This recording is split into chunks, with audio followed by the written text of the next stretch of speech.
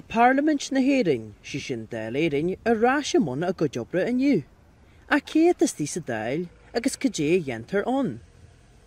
Well, an rud tá gceist leis an Dáil tá ról an a lárnacha denna gluthe agus reachtaíocht don tír fad, so na gluthe tá an pobl ag obair an achtaíocht agus sin, agus an rólatá a bhain comán a denna cinnta go bhfuil rialtas ann agus go bhfuil an rialtas sin freigracht an pobl. Tugtar tídaíine Teachtaí Dála ar chomhaltaí tofa Dáil Éireann. Tátar Teachtaí Dála go ddíra chuig an Dáil an oltáchain.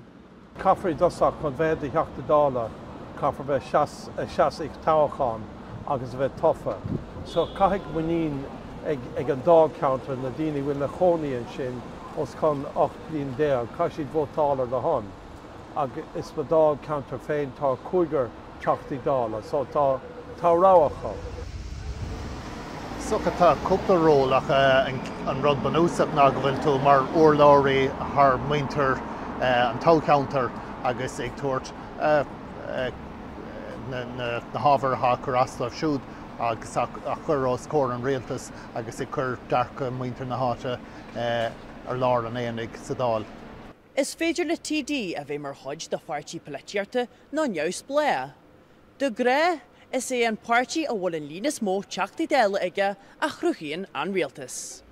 Joseph Macaí, Nuacht Cúla4, Teach Láin.